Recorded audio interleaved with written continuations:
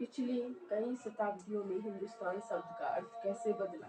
इसका उत्तर होगा हिंदुस्तान शब्द का अर्थ इस प्रकार से बदला है जो हम आज इसे आधुनिक राष्ट्र राज्य भारत के अर्थ में लेते हैं। 13वीं सदी में जब फारसी के इतिहासकार मिनहाज ए सिराज ने हिंदुस्तान शब्द का प्रयोग किया था तो उसका आशय पंजाब, हरियाणा और गंगा यमुना के बीच में स्थित इलाकों से था। उसने इस शब्द का राजनीतिक अर्थ में उन इलाकों के लिए इस्तेमाल किया जो दिल्ली के सुल्तान के अधिकार क्षेत्र में आते थे। सल्तनत के प्रसार के साथ साथ इस शब्द के अंतर्गत आने वाले क्षेत्र भी बढ़ते गए। इसके विपरीत 16वीं शताब्दी के आरंभ में बाबर ने हिंदुस्तान शब्द का प्रयोग इस उपमहाद्वीप के भूगोल, पशु पक्षी और यहाँ के निवासियों की संस्कृति का वर्णन करने के लिए किया। यह प्रयोग 14वीं सदी के कवि अमीर खुसरो द्वारा प्रयुक्त शब्द हिंदू के ही कुछ समान था, मगर जहाँ भारत का एक भौगोलिक और सांस्कृतिक शब्द के रूप में पहचाना जा रहा था। सो नेक्स्ट क्वेश्चन नंबर 7, जातियों के मामले कैसे नियंत्रित किए जाते थे? उत्तर है इसका जातियों के मामले का नियंत्रण इस प्रकार में होते थे। फर्स्ट, जातियां स्वयं अपने अपने नियम बनाती थी। सेकंड, इन नियमों का पालन जाति के बड़े बुजुर्ग की एक सभा करवाती थी जिसे कुछ इलाकों में जाति पंचायत कहा जाता था। और थर्ड, लेकिन जातियों को अपने निवास के गांव के रिवाजों का पालन भी करना पड़ता था। क्षेत्रीय साम्राज्य से आप क्या समझते हैं? इसका उत्तर है क्षेत्रीय साम्राज्य से तात्पर्य उस साम्राज्य से है जो अनेक क्षेत्रीय राज्यों को मिलाकर बना हो, जैसे सल्तनत साम्राज्य, मुगल साम्राज्य, चोल साम्राज्य, खिलजी साम्राज्य, तुगलक साम्राज्य इत्यादि।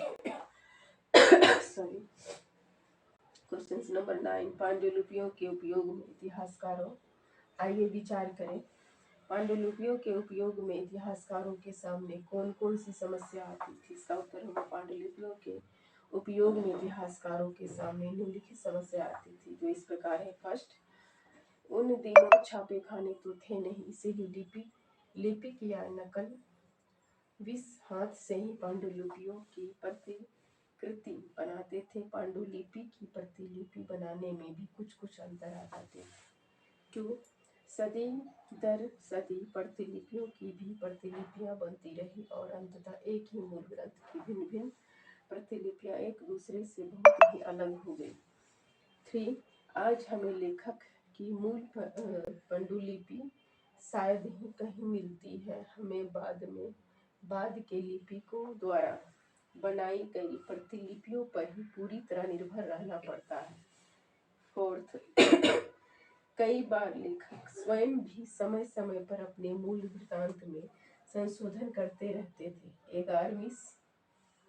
14वीं शताब्दी के इतिहासकार जियाउद्दीन बर्नी के ने अपना वृत्तांत पहली बार 1356 में, दूसरी बार इसके 2 वर्षों बाद लिखा था।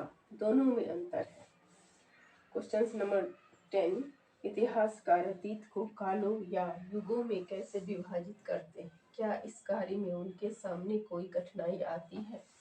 इसका उत्तर होगा अधिकतर इतिहासकार आर्थिक तथा सामाजिक कारकों के आधार पर ही अतीत के विभिन्न कालखंडों की विशेषताएं तय करते थे। प्रायः प्राचीन युग, मध्यकालीन युग और आधुनिक युग को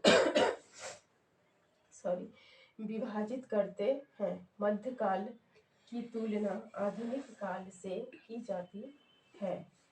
भारत के इतिहास के ये 1000 साल अनेक बदलाव के साक्षी रहे और 16वीं 18वीं शताब्दी और 8वीं 11वीं शताब्दियों से काफी भिन्न थी।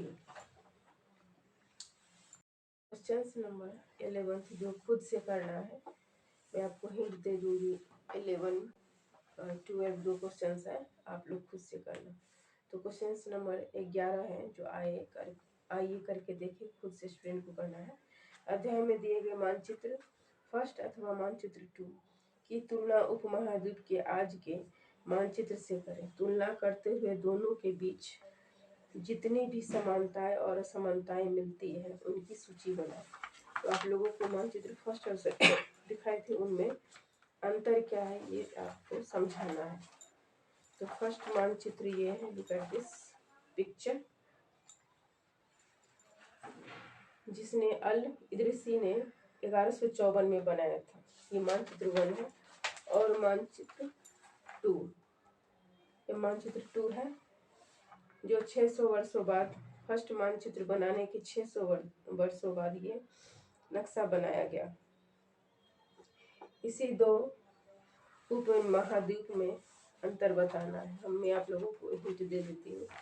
मानचित्र फर्स्ट और 2 पर नजर डालने के लिए मानचित्र 1 अरब भूगोलवेत्ता अल इदरिसी ने 1154 में बनाया था और मानचित्र 2 एक फ्रांसीसी मानचित्रकार ने 1720 में बनाया था। दोनों के बीच समानताएं और असमानताएं इस प्रकार है। फर्स्ट मानचित्र 1 में दुनिया के बड़े मानचित्र का एक हिस्सा और भारतीय उपमहाद्वीप को दर्शाता है। और सेकेंड मानचित्र 2 में दोनों नक्शे एक ही इलाके के जो, मगर उसमें काफी अंतर है। अल इदरिसी के नक्शे में दक्षिण भारत का उस जगह से है जहां हम आज उत्तर भारत में ढूंढेंगे, और श्रीलंका द्वीप ऊपर की तरफ है। जगहों के नाम अरबी में दिए गए हैं और उनमें कुछ जाने पहचाने नाम भी हैं, जैसे कि उत्तर प्रदेश और कन्नौज।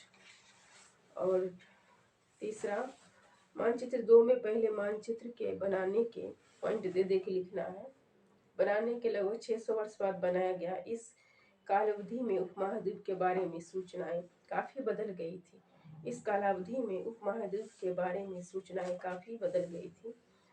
और ये नक्शा में हमें ज़्यादा परिचित लगता था क्योंकि इसमें विशेषकर तटीय इलाकों के बारीकी ब्यौरा देखकर आश्चर्य होता था, क्योंकि यूरोप के नाविक तथा व्यापारिक अपनी समुद्री यात्रा के लिए इस नक्शे का इस्तेमाल किया करते थे। और लास्ट जो स्टूडेंट को खुद करना है 12th क्वेश्चंस।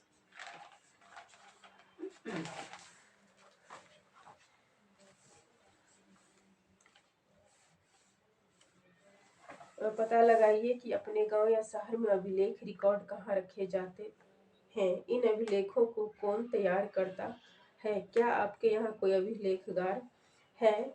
उसकी देखभाल कौन करता था? और वहाँ किस तरह के दस्तावेज संग्रहित हैं, उनका उपयोग कौन लोग करते थे? तो ग्रामीण क्षेत्र के अभिलेख रिकॉर्ड जिला मुख्यालय में रखे जाते थे और इन अभिलेखों को विभिन्न विभाग के कर्मचारी तैयार करते थे, तथा शहरों में अभिलेख नगर निगम कार्यालयों में रखे जाते हैं। और ऐतिहासिक अभिलेख को अभिलेखगारों में रखा जाता था। अभिलेखगार की देखभाल उसके अंतर नियुक्त कर्मचारियों द्वारा की जाती है। इनका उपयोग शोधार्थियों द्वारा अथवा विभिन्न विभागों द्वारा समय समय पर किया जाता है। सो आज के लिए इतना ही। नेक्स्ट क्लास में चैप्टर 2 लेके आऊँगी। तक के लिए till then bye bye, take care, thank you for watching my YouTube channel. Like, subscribe and share. Thanks.